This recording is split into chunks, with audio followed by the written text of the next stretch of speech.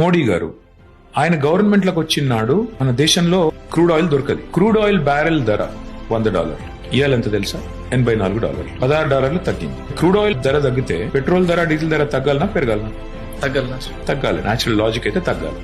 మరి తగ్గిందా పెరిగిందా? ₹60 ఉన్న డీజిల్ ఇవాళ 105. ₹70 ఉన్న పెట్రోల్ 2014లో ఇవాళ 110. ఎందుకు పెరిగింది? మరి క్రూడ్ ఆయిల్ ధర తగ్గింది, స్టేట్ టాక్సెస్ ఏం పెరగలే, అట్లే స్టేబుల్ గా ఉంది. ఎట్లా పెరిగింది? ఒక్కటే కారణం, అడిషనల్ ఎక్సైజ్ డ్యూటీ అనేసారు, సెస్ అనేసారు. చేస్తే లాభం ఏంటి తెలుసా? మోడీకి, కేంద్ర ప్రభుత్వానికి రాష్ట్రాలతో పంచుకోరు. ఏసి ఎంత వసూలు చేశారు తెలుసా లాస్ట్ 10 years లో? 30 lakh+ crores. ఏం చేశాడు తెలుసా? 30 lakh crores ఏమంటాడు? ఎందుకు వాడతారు దీన్ని అంటే, జాతీయ రహదారులు కట్టాలి కదా, నేషనల్ హైవేస్ కట్టాలి కదా అంట. Show me one national highway in the entire country where you don't get to pay toll.